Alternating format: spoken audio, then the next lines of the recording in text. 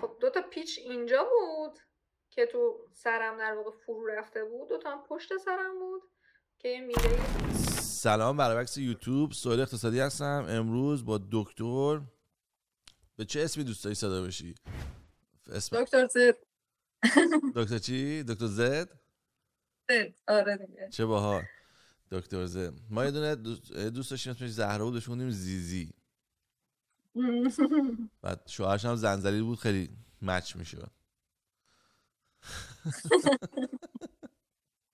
حتی زیزی دختر خوبی بود، زیزی اذیت نمی‌کرد. نه اتفاقا دکتر زد و اسمش رو همسرم انتخاب کرده برام. این پیجو که قرار شد بزنم و اینا پیشنهاد اون بود در واقع. خب اول این گردن داستانش چیه؟ یه توضیح ملو گردن رو بده، چون همه الان فقط تو گردن رو نگاه میکنن. حالا الان که وضعیت خوبیه، اگه چند ماه پیش بود این پادکسته، نمیدونم حالا دیدی مثلا تو پیجم ویدیو اینا رو، یه سری به اصطلاح خودم داربست بود رو سرم، یه سری حالا تو اصطلاح پزشکیش بهش میگن بریس و اینا. تصادف کردم حدودا 6 ماه پیش، شهریور ماه بود، 20 شهریور، و ماشین در واقع واژگون شد و یه 5-6 تا همچین چرخیدم. و چیکار می‌کردی با ماشین که این اتفاق افتاد؟ حقیقتا داشتم میرفتم کله صبح سر کارم، محل تر هم که خب یه مقدار مسیرش روستایی و بعد و اینا، بعد ساعت کاری هم تابستونا 6:30 میشه و اینا، خیلی کله صبح خوابالود بودم یه مقدار. فکر میکنم یه لحظاتی یه ذره هوشیاریم پایین اومد، یکم خوابم برد و ماشینم رو به رو اومد، فرمون خیلی سریع دادم و رفتم تو قسمت خاکی و اینا. شونم نداشت جاده، بعد دیگه چند تا پشتک زدم، گردنم شکست. داشتی سبقت میگرفتی؟ نه بابا، همون تو چیزا خودم بودم. همین صافتش میاد یه ماشین شو که چرخیدن. رفتم، نه ببینید خب خوابم، میگم فکر کنم خوابم برد، یه کوچولو ماشینم منحرف شد اومد سمت راست، سری فرمون گرفتم که درستش کنم، زیادی شد، دوباره یه بار گرفتم این ور دیگه رفتم تو باقالیا. چقدر خوب شد، چه حالا هم زنده ای و کسی رو نکشتی، یا بدتر مثلا فلج نشدی تو این سیچویشن. واقعا خیلی شانس زیادی آوردم. یعنی با دوستان میشینیم صحبت میکنیم، مثلا اینجاشو شانس آوردم، اونجاشو شانس، همه جاشو شانس آوردم، که بگم با این حالا اتفاقی که افتاد و این تصادف به این وحشتناکی که حالا مثلا ماشین رو ببینی خیلی جالبه. اصلا بیهوش نشدم، کل صحنه تصادف رو من هوشیار بودم، در حال چرخیدن تو ماشین یادمه. پس اسلو موشن شدی، مغز رفت رو سوپر پاور ببینی؟ چشام باز داشتم میدیدم، دیدی همه چی آروم تکون میخوره، همه چی رو میتونستی ببینی. آره در واقع اینجوری بود، خیلی سریع اتفاق میفته، ولی اونقدر مثلا اسلو هم نیست. آره ولی من یه بار تو زندگی میشه نشده که مغزم رفت توی اون سیچویشن و باورم نمیشد که تمام دنیا تو چه لولی اسلو موشن شده بود. یعنی ببین دعوام شده بود با یه نفر، بعد یه مش زد تو صورتم، چشام یهو سیاه شد، یهو چشامو از دست دادم. بعد اینجوری ور نگاه می‌کردم هیچی نمی‌بینم، نمی‌دونستم بعد چیکار کنم، دکتر ریست هم نمی‌دونستم چیه که چشام برگرده. بعد از مثلا چند ثانیه یهو برگشت، یهو تصویر آروم تا آروم اومد، شروع شد تصویر شدن. بعد من رفتم توی یه حالتی که مغزم سلو موشن، یعنی مغزم انقدر سریع شد دنیا سلو موشن شد. بعد این یارو می‌خواست من مش بزنه، مثلا من اینجوری مش میزد، من صحنه رو اینجوری می‌دیدم مش داره میاد طرفم، بعد نگاش می‌کردم گفتم وا این که عمرم من نمیخوره. بعد یارو رو نگاه می‌کردم، بعد مش نگاه می‌کردم، بعد اینجا که اونجوری می‌رفتم عقب، بعد این مشی میاد رد می‌شد. واقعا من بهت میگم اصلا نمی‌تونی باور کنی. بعد بهش مش می‌زدم، مشتم می‌دیدم مشت منم آروم میرفت. خب وقتی می‌زدم مشت منم آروم میرفت. بعد که می‌خواد طرف صورت طرف برسه، قبل از اینکه بخوره به صورتش یارو اینطوری می‌کرد. من اینو میتونستم ببینم تو اون ثانیه دقیق. یعنی بعد نه که اینطوری کنه من بزنم، آروم لبش اینجوری خم می‌کرد، چشاش آروم کوچولو میشد، صورت تکونایی که میخوره همه رو میدیدم. بعد اینجوری مشت من میخورد تو صورتش، این موجه رو میدیدم که اینجوری میرفت تو صورتش، لبش اینجوری تکون میخورد برمیگشت، همه چی رو میدیدم. اصلا باورم نمیشد. شنیده بودم این اتفاق میفته، شنیده بودم آدمایی که ماشو چپ میکنن بعضی موقع اینو میبینن، بعد من نمیفهمیدم چیه. من خودم برام یه بار اتفاق افتاده سال 12 سال پیش. اصلا پس چون اینجوری نشدی فکر کنم. اصلا اینجوری نبود. من همه چی خیلی سریع اتفاق افتاد. بعد دیگه مثلا تو ماشین حالت چپ و چوله بودم. بعد خب میگم یه جاده روستایی هم هست، خیلی ترددم زیاد نیست به نسبت منم، مثلا میگم پرت شده بودم از جاده خیلی بیرون دیگه. بعد داشتم سعی میکردم پام مثلا خیلی مثلا این دستم که دست چپم که نمیتونم تکون بدم، با دست راستم خیلی خب همه جام خیلی ضعیف شده بودی، خیلی به زور با فرمون داشتم بوق میزدم که مثلا رو پیدا کنن. من این ماشین چپ میکنه خودش بوق نمیزنه، اینجا ماشین چپ کنه خودش بوق میزنه، چراغ میزنه با فلش تا باتریش تموم شه دیگه. ماشینای اونجا با اینجا قطعا فرق میکنه که خار تو ایران خود رو بابا جمع کن دیگه، کپی کن خار. نمیگم حالا کریئتور باشه دیگه، کپی کن. 2000 این اتفاق میافتاد تو کانادا. ایران خود 2025 کپی نکردن. حالا ماشین نمیدونم چی بود، ماشین چی بود؟ 207 ایران خودروه دیگه. حالا میگم اون که بمونه حتی باز نشد، ایرگ هم باز نشد حتی، چه برسه اینکه بخواد ماشین خودش مثلا اینا. آره بابا ایرگ هم باز شد. میگم واقعا تنها دلیل، یه دلیل خیلی مهمی که الان زندم اینه که من بیهوش نشدم و اونجا مثلا سعی کردم کاملا در نهایت تلاشم کردم که خودمو نجات بدم. یعنی بوق نمیزدید پیدا نمیکردنه؟ فقط اینجا که نیست، حالا بوق که میزدم یا نمیزدم بالاخره منو پیدا میکردن ولی خب نکات دیگه ای که هست، از تو ماشین که منو کشیدن نمیدونم مثلا چجوری بودی، یعنی از اون موقع تا چندین روز من فقط سقف رو میدیدم، یعنی فقط بالای سرم میدیدم دیگه، نمیتونستم اطرافمو ببینم. خیلی از تو ماشین که منو کشیدم بیرون گذاشتم حالا رو خاک و فلان اینا، مثلا حالا روی محبت رفتن یه بالشتکی چیزی تو ماشین آوردن که من مثلا آقا یه دقیقه اصلا حرف دوکی برعکس وقتی یه نفر میبینین یه جا پرت شده پایین تصادف اینا، میخواین تا میتونین یارو رو تکون ندین. اما ماشین کشیدن بیرون مجبوری، وقتی کشی میذاری زمین دیگه کیش میشه باید دست بزنه. این یکی از چیزایی که اینجا به آدم یاد میدن توی وقتی میخوان به لایسنس بدن. این خیلی مهمه. حالا شما به ادامه بده، فکر می‌کنم دقیقاً همین میخوای بگی دیگه. خیلی حیاتی و مهمه که مخصوصا وقتی که ضربه به گردن اینا وجود داره شما گردن تکون ندی، که تو همین تکونای خیلی کوچولو کافیه که نخای آسیبی ببینه. وقتی مثلا که شکستگی داشتن نخ آسیب ببینه، یا آدم برای یه عمری قطع نخای کامل بشه، یا اینکه اصلا باعث ایست قلبی تنفسی بشه، چون اونجا بسل نخا و مرکز تنفس و ایناست و تنفست قطع میشه و میمیری. نذاشتم گفتم نه اصلا به گردن من دست نزنید، فلان نکنید، زنگ بزنید اورژانس. من حالا خودم معرفی کردم، گفتم من پزشک فلان مثلا روستام و اینا، مثلا زنگ بزنید آمبولانس بیاد منو ببره. بعد دیدیم مثلا تو تصادف خب همش آدمای عادی، اونایی که خب مثلا پزشک نیستن اینا، خب طبیعیه که اعتراض ندارن، فکر می‌کنن یکی داره حرف میزنه پس دیگه الان شرایطش خیلی استیبل و خوبه، مثلا خطری تهدیدش نمیکنه. در صورتی که خب من گردنم شکسته بود، نخاهم هر لحظه ممکن بود التهاب زیاد بشه و همه این داستانا بود. من اینجوری بود گردنم میدونم که این شکلی کج بود. بعد به آمبولانس هم داشتن میگفتن که آره حالش خوبه، مثلا چیزی نشده فلان اینا. من داشتم چی حالش خوبه؟ بگین حالش بده، اینا وگرنه نمیان. چون شرایط آمبولانس اینجا رو برخی میدونستم، خودمون خیلی رو زنگ می‌زدیم بیمار داشتیم، مثلا یه ساعت دیگه خانم دکتر مثلا فلان آمبولانس فلان جا خالی میشه و تو بگی حال طرف خوبه که دیگه کلا نمیان. آمبولانس اومد. چقدر طول کشید؟ خیلی طول نکشید، شاید 10 دقیقه. آره گرگانم جایی که تصادف کردم یادت بین شهر گرگان و شهر علی آباد که مثلا یه شهر دیگه است که خب گرگان خب شهر بهتری، مرکز استان خودم اونجا درس خوندم، تو بیمارستانه اونجا بودم و مثلا خیلی از افراد تو بیمارستان دوستان بودن. بعد یه مسئله دیگه این بود که آمبولانس که اومد، چون منطقه من به علی آباد نزدیک‌تر بود، منو با طبیعتاً بردم بیمارستان علی آباد. ولی خب من میدونستم که من بیام گرگان چون اونجا به هر حال منو میشناسم و یه توجه خیلی ویژه‌تری بهم میشه. اونجا مثلا تو اون هیروویر داشتم گفتم گوشی منو بگیرین رمزشو بزنید این، بعد زنگ بزنید به فرشاد، مثلا سرچ کنید بزنید فرشاد نمیدونم فلان. حالا فرشاد مثلا دوستم که رزیدنت جراحیه، حالا تو گرگان الان چیف رزیدنت سال آخره و اینا. یعنی مثلا اینا خیلی مهم بود که من مثلا تو شانس آوردم فرشاد جواب داد اون ساعت از روز کله صبح و بهش گفتم که اینجوری شد تصادف کردم فلان، چون هرچی من میگفتم منو ببرین گرگان قبول نمی‌کردن، میگفتن نه باید ببریم ما مال حوزه فلان هستیم ما داریم اونجا. به فرشاد که گفتم دیگه اون گفت که اصلا نگران نباش، من زنگ میزنم به سوپروایزر اونجا که اصلا پذیرشت نکنن، مستقیم بیای گرگان یه بماند دیگه. چقدر تو این مسیر این دست اندازایی که بود و نمیدونم آمبولانسایی که اصلا نمیدونم سیستم تعلیق کلا اصلا معنی نداره اینجور. فقط من خب من وقتی گردن شکست است خیلی ضرباتو بیشتر احساس میکنی، خیلی بد بود. خلاصه که رسیدم و تا اینجای کار میگم واقعا مهم بود. اگه من بیهوش میشدم فکر کنم الان زنده نبودم.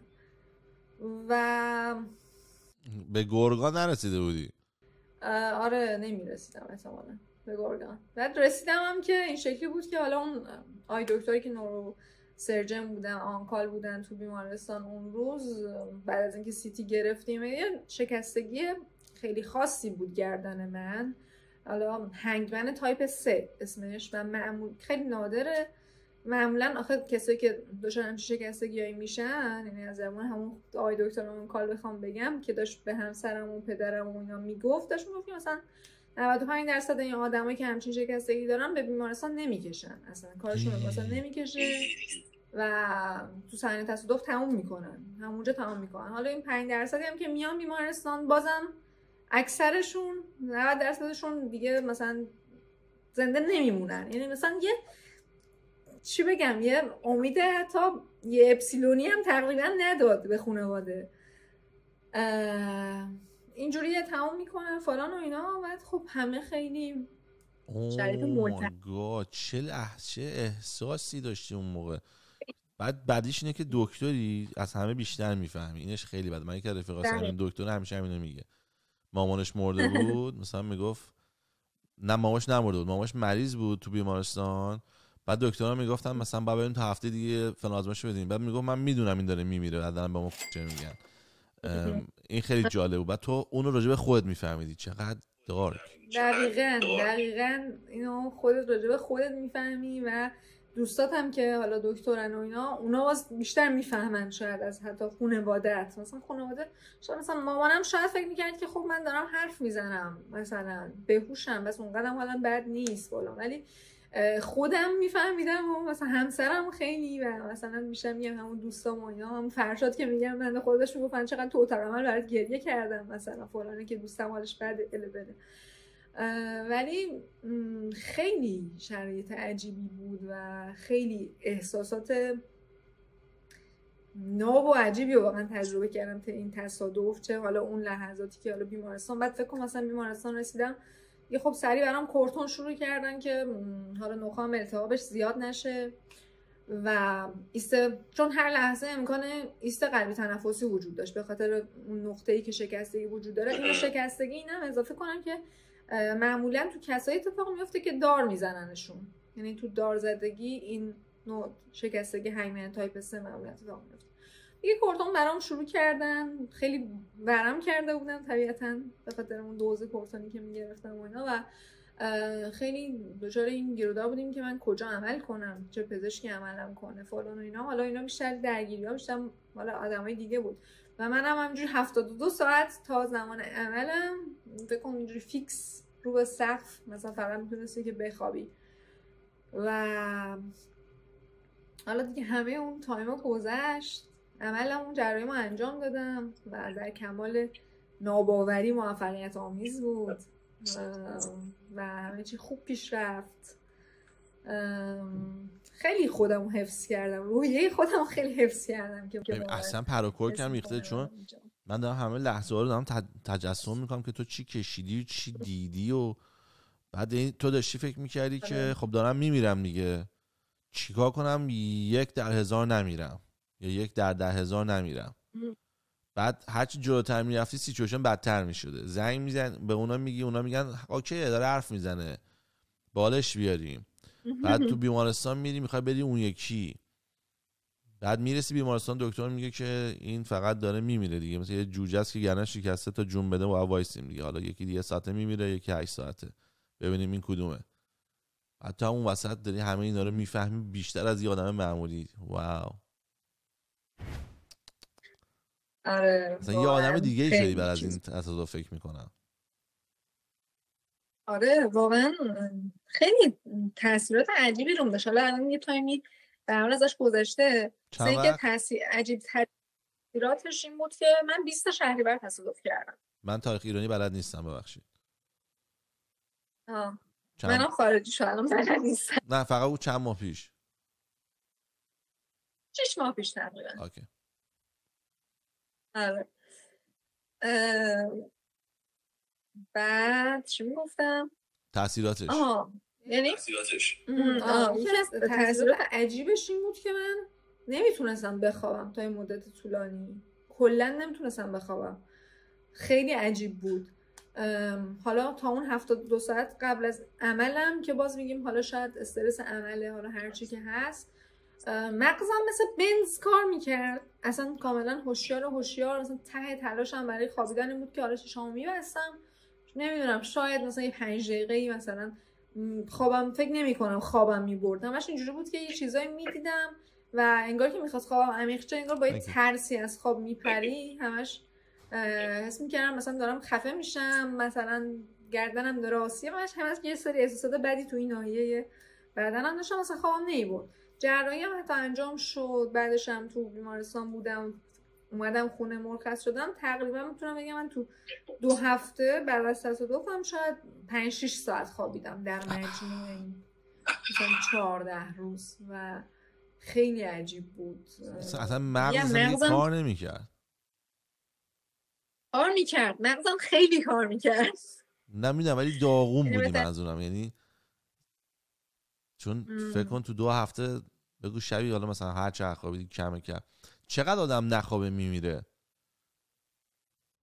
من خیلی به این قضیه فکر کردم اون تایم که مثلا بچه بودیم یه چیزا میشنیدیم، مثلا انسان بدون آب انقدر روز زنده میمونه، بدون غذا انقدر، بدون خواب انقدر. خب واقعیت اینه که هیچ چیز دقیقی نمیشه اصلا راجع به این گفت، چون آدم با آدم فرق میکنه، شرایط جسمی با آدم فرق میکنه. اصلا یه چیز چرتیه بگیم آدم فلان قدر روز نخوابه میمیره. ولی برای خودم این اتفاق افتاده بود، جای سوال شده بود که یعنی مثلا من چند روز بزن نخوابم مثلا میمیرم. ولی فکر نمی کنم خیلی یالا این نخوابیدن بتونه واسه مرگ بشه. ما که تو پزشکی چیزی راجع به این قضیه نخوندیم حقیقتا، ولی من مغزم واقعا کار میکرد، انگار که مثلا اینکه مثلا چون ریتالین یا کوکائین زده باشی مثلا مغزت کاملا الرته، مثلا کاملا این شکلی بودم، اصلا خستم نیستم، خوابم نمیاد. چه جالب. باری که نمیخوابیدی. خب پس میشه بهش فکر کرد اون داستانی که به سر من اومد که توی یه چیزی تو بدن من اومد که یوم از سوپر هیومن شدم، یارو رو داشتم مثلا مگس میدیدم، هر مشتش رو میدیدم، مثلا وا این فکر میکنه یه رب دیگه طول داره، من میتونم مثلا دستشو تمیز کنم لای انگشتشو وقتی داشت مش میزد بعد برم عقب. حالا فکر کن تو واقعیت مردم چی میدیدن؟ یکی مش داره میاد اینجا که مثلا یارو یه میره مش نمیرفت، بعد مش داره یه اینجوری میگه اوه مای گاد. بعد حالا من مثلا فرض کن مثلا میگیم ما فلان چیز اومده تو بدن من یه اتفاق واسم افتاده، تو اون لحظه تصادف این اتفاق سر نیفتاده، این داروی جادویی خودساز برای تو واسه 2 هفته بعد دوزای کمتر همین جوری می اومده. کمتر. آره دقیقاً میکرودوز خیلی به من وارد می شده که من باعث شد که من بیدار باشم و اصلا میگم خیلی روحیه خودم رو حفظ کردم. چون حتی خواب میتونست تو رو بکشه، تو اگه تو خواب بدون بفهمی یهو تکون بخوری تو میتونست اونو تمامت کنه، یعنی نه؟ آره دقیقاً. همیشه این یه کلار تو گردنم بود که اصلا تکون نتونم بخورم. این کلار نه، این کلاره که سفت‌تر هست. آهنیا. آره اونایی که اصلا سفت‌تره. بعد که حالا بعد از عمل که آره آهنی که دور سرم بود کلا. ولی میدونی انقدر برام غیر قابل باور بود که مثلا یعنی چی؟ آخه من هنوز 30 سالم هم نشده مثلا بمیرم، من مثلا کلی کار دارم، کلی آرزو دارم، کلی مثلا اصلا نمیتونستم باور کنم. و میگم مثلا همسرم بنده خدا خب حق مثلا رنگش رو زرد شده بود، بعد اومده بود بالا سر من که همون اوایل که رفته بودم بیمارستان، خیلی تازه بعد از این که رفتم سیتیمو گرفتم فهمیدیم که همچین شکستگی هست و اون حرفا رو اون آی دکتر زدن. مثلا یه جوری اومده بالا سر من که مثلا حلالیت به طلبه، تقریبا یه همچین چیزی داشت، مثلا از من راضی بودی مثلا. من خیلی فکر کنم واقعا اصلا بیشتر از من فکر کنم به اونم خیلی ترومای بزرگی وارد شده، حالا از نظر روحی بیشتر. من شاید بیشتر جسمی و روحی، برام بیشتر روحی. بعد من اینجوری بودم که مثلا برو بابا چی میگی، مثلا نذاشتم مثلا حرفشو ادامه بده، برو حرفا چیه برو بابا فلان. بعد اصلا نمیخواستم بپذیرم این قضیه رو و اینجوری بودم که من مثلا زنده میمونم. حالا زنده موندی یا نه؟ میمونم، زنده موندم دیگه، تموم شد.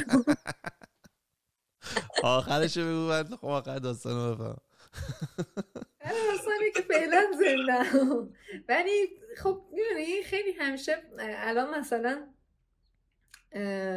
نمودهاش الان میشه تو من خودشون نشون داره میده که مثلا تو خوابایی که میبینم و اینا انگار یه استرسی، یه استرابی همیشه با من هست که میدونی مثلا انگار مثل یه چینی بند زده، میدونم که گردنم بند زده است، 5 تا مهرش شکسته، کلی پیچ و مهره اون توئه که اینو نگه داشته الان و همش مثلا حسم اینجوریه که اگه یه اتفاق کوچیکی هم برام بیفته دیگه با کوچیکترین اتفاقی ممکنه که مثلا واقعا دیگه بمیرم. آره خیلی آدم یعنی دیگه تو خوابم استرابه رو تاثیر چه برسه تو روز. آره میدونی مثلا خب مثلا شکستگی دست که نیست، حالا دست یه بار بشکنه اوکی اصلا قطع بشه. بابا من پام شکست نمیتونم دیگه اسکی کنم از 9 سالگی. وقتی میرم بالا کوه وای میستم بدون اینکه کوچ کنترلش باشم، اگه این پاهامه به دقیقاً اتفاق میفته و من نمیفهمم چرا. من پایین نگاه میکنم میگم وا برای چی داری میلرزی؟ 10,000 نفر دارن اسکی میکنن، ما خودمون اسکی میکنیم 2 سال اوکیه میتونیم دوباره بکنیم. پاهام بعد اصلا اسکی پام نیستا. مثلا بچه‌ها میگن که سهیل بیا بریم بالای تلکابین منظره نگاه کنیم. اون لحظه که بغل پیست رد میشم بدنم شروع میکنه مثل یه دونه حیوانی که یه چیزی ترسیده. یه استادی هست دکتری بعد تا بدونی که به گرگ گوشت گوسفند مسموم میدن. اون استادی خوندین شما؟ نه. خب حالا میگم به هم بچه‌ها روشن میان گوشت گوسفند رو میگیرن بهش یه چیزی میزنن که در واقع مسموم میشه، بعد میدن به گرگ بخوره، به 2 تا گرگ. بعد 2 تا گرگا میخورنش، مسموم میشن، حالشون بد میشه که 2 روز بالا مالا میارن، روز سوم هاشون خوب میشه. بعد روز سوم میذارنشون توی قفس با یه دونه گوسفند. بعد 2 تا گرگا گوسفنده رو میبینن میدونن طرف گوسفنده. گوسفندم بنده خدا فرار میکنه میره گوشه چیز وای میسته. گرگا که میرسن جلو میخوان تیکه پارش کنن، جلوش که مثلا میبینن بوی همون گوشتایی که مسموم شده، یهو میترسن شروع کنن عقب رفتن. بعد میرن عقب، گوسفنده میبینه دارن میرن عقب، گوسفنده شروع دنبال اینو کردن. حالا توی قفس 2 تا گرگ دارن فرار میکنن، گوسفنده داره دنبالشون میدوه. بعد میخوام بگم مادر سگ گرفتی میخوای چه گویی بخوری. حالا این همون داستانه که میگه که توی مغز وقتی یه چیزی تکون میخوره دیگه تو اصلا نمیتونی برش گردونی. یهو یه چیزی تو بیلتی میشه با فاصله مثل مهره میخوره تو، یهو دیگه تو یه چیز دیگه ای. حالا واسه من ارتفاع کوه و اگه روش برف باشه، اگه کوه معمولی باشه اوکی ام. اگر روش برف باشه و جای اسکی ها، نه که مثلا کوه که روش برف باشه مثلا مهم نیست، ولی اگه پیست اسکی باشه حتی نمیتونم نگاه کنم. وقتی نگاه میکنم شروع میکنم لرزیدن، دست خودم نمیتونم کنترلش کنم. مثلا به خودم میگم آقا قرار نیست اسکی کنی، ولی باز دارم میلرزم. اون باری که پات شکست تو اسکی بود؟ آره تو اسکی پام شکست. کل سال سوم دبستانم دکتر گفت نباید بری مدرسه انقدر بد شکسته بود. گفتش که خیلی پات بد شکسته، شانس آوردی استخوان همه رو هم سوارن، اگه یه دست بهت بخوره چیزی که من قشنگ انگشتش گذاشت روی پام اینجوری زد رو انگشتش رو زد به دست به پام، گفت یه دونه ضربه اینجوری بهت بخوره پاهات تکون میخوره، بعد پاهاتو پاره کنیم باز کنیم با پیچ و مهره ببندیم. واسه همین 1 سال میمونی خونه تکون نمیخوری. منم وقت همین داستان تو داشتم، بعد همینجوری تاقواز میخوابیدم، بعد دیوونه میشدم، گفتم بابا میخوام بچرخم، نمیتونستم. خیلی سخت بود واقعا. اولش 2-3 ماه اولش خیلی سخت بود که نمیتونستم تکون بخورم. بعد از 3 ماه دیگه میتونستم تو تخت تکون بخورم، اجازه داشتم. ولی چیز بعد حالا اینم واسه تو بگم واسه تو که دکتری جالبه، رفتیم عوض کنیم مثلا نمیدونم الان چند ماهه چون من خاطراتش یادم نمیاد، مثلا بگو الان 6 ماه پام تو گچه. بعد رفتیم عوض کنیم یعنی گچو بکنیم، دکتر اکس‌ری کرد گفتش که نه این احتیاج داره یه 2 هفته 3 هفته دیگه بمونه واسه که مطمئن شیم. خب بعد اومدیم خونه، بابام گفت این دکتر رو زر میزنه، این میخواد از ما پول بتیغه، هی الکی میگه الان 2 هفته مثلا 1 ماه داریم میریم میگه 2 هفته دیگه 2 هفته دیگه 2 هفته دیگه، این چرت میگه. آبم میگن که نباید آب بخوره بهش دیگه به گچت. آقا وانو پر کرد، منو کرد تو وان همون. من 1 ساعت 2 ساعت تو وان موندم، اومدم بیرون، این گچه آخ نگفت. یعنی تو بگو 1 میلیمترش نرم شده باشه، نرم نشده بود، همونجوری مونده بود دیگه. بعد از این چاقوها داریم که باهاش مال بوقلمون میبرن و اینا برقیه، رفت اونو آشپزخونه آورد کرد تو پای من، با اون گچ منو پاره کرد. آره چون گچ معمولا میبرن این شکلی، با آبی چیش نمیشه. آره بندن رو پاره کرد. بعد تو همون خودمون خود بابام گفت دکتر دیگه زهر میزنه ولش کن. بعد قشنگ یادمه این گچه که در آورد، من از وان در آوردن گوشتم بغل وان، اینجوری دستم گرفتم و بغل این سنگه اینجوری خودمو بلند کردم، بعد رو پا قوی هم بودم، بعد اینجوری دستم برداشتم، این پاهمو که از گچ در اومده بود مثلا 1/4 یکی پام بود، گذاشتم زمین، همون رو با صورت رفتم پایین. 6 ماه روش راه نرفته بودم، کاملا راه رفتن رو یادم رفته بود. بعد شروع کردم تمرین کردن که او مثلا اینجوری میکنم زانو میاد بالا، او این فشار رو باید بدم. بعد حالا یادم نمیاد مثلا 1 ساعت طول کشید یا مثلا 7 روز، ولی قشنگ یادمه که باید یه کاری میکردم که راه رفتن رو، و باورم نمیشد که راه رفتن رو یادت بره. گفتم مگه میشه مثلا راه رفتن آدم یادش بره؟ ولی مغز دیگه میگه آقا نداریمش دیگه، بی خیال این، بریم بقیه چیزا بچسبیم. آره اون استرابه جورایی، با اینکه همه کارامو سعی میکنم خیلی نرمال بگذرونم، همه چیو پیش ببرم، و چون کلا آدمیم که قبل از اینم حالا خیلی اکتیو بودم، همیشه مثلا دارم یه کاری میکنم، مدلی هم که مثلا بیکار نمیتونم خیلی بشینم. حتی در طی این پروسه تصادفم با اینکه مثلا با اون داربست ها همواره روی تخت با دراز میکشیدم و خیلی حرکت خاص نشدم، ولی بازم همینجوری برای خودم اکتیو بودم. حالا چه تو اینستاگرام حالا تولید محتوا میکردم مثل قبل، بعد دویدم سر کار که نمیتونم برم، مریض که نمیتونم ببینم، برای خودم ویزیت آنلاین مثلا گذاشتم که مثلا یه ساعت آنلاین مریضا رو ببینم فلان. خب این کارهایی که کردم و میکردم باعث شد که خودم رو مشغول کنم، کمتر مثلا به این داستان رو فکر کنم، یه جوری راحت‌تر بگذرونم این مدت رو دیگه. چون 3-4 ماهی این فلزه، این بریسه در واقع تو صورت من بود، نمیدونم جاش هست یا نه، الان نمیدونم معلوم میشه تصویر یا نه. خب 2 تا پیچ اینجا بود که تو سرم در واقع فرو رفته بود، 2 تا هم پشت سرم بود. قشنگ پیچ کردم تو سر که نگه داره تکون نخوره ها. آره پیچ تو سرم بود، که تو اتاق عمل در واقع گذاشته بودن اونا. جمجمه چقدر قطرش؟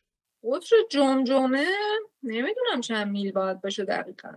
یعنی این پیچی که استفاده میکنن خیلی کوچولوئه که فقط تو همون میتونه بره؟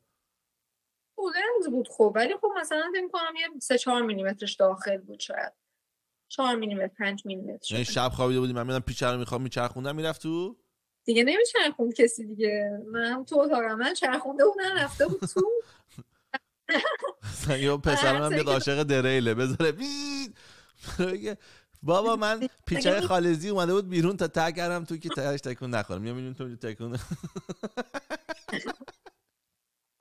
آره هر سال که رفتم دکتر اون برام سفت میکرد دوباره، وای همش من یه استرس داشتم یه ترکی بخوره مثلا. آره یه دفعه وای چقدر سخته این چیزایی که اصلا پراکار کردم میخوای چی کشیدی. وای خوب شد حالا میگم باز حداقل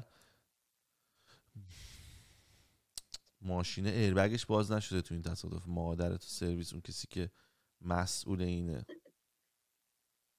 آره واقعا این ماشین خورد و خمیر و خاکشیر شده قشنگ، اینجوری اصلا تعویض کردن ماشین رو، فکر کن در این حد ایربگش ولی باز نشد.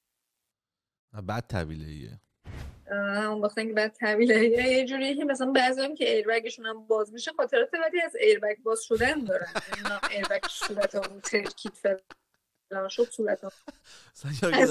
ایربگ دوستون میگه چقدر پودر انفجار بریزیم بریز که قشنگ باشه دیگه. آره صورتمون یا مثلا بعضی وقتا مثلا واسه خفگی ممکنه بشه حتی. حالا یه چیزی بهت بگم اینجا جالب، من ماشین جدیدم که خریدم تسلا اکس تنها ماشینیه که تنها سیوی که تو دنیا نمیتونی چپش کنی. یعنی توی تستینگی هست که به ماشینا نمره میده که مثلا تو چه کشوری اجازه دارن وارد بشن اینا. تو اون تستینگ باید بگن که چقدر فشار به ماشین بیاد چپ میکنه. هر کاری کردن چپ نمیکنه. بدترین حالتش میاد رو بغلش، دوباره میفته رو چرخش. یعنی نمیفته رو بغلش، میره تا این بغل و دوباره برمیگرده. بوم. هیچ وقت آینه ها به زمین نمیخوره.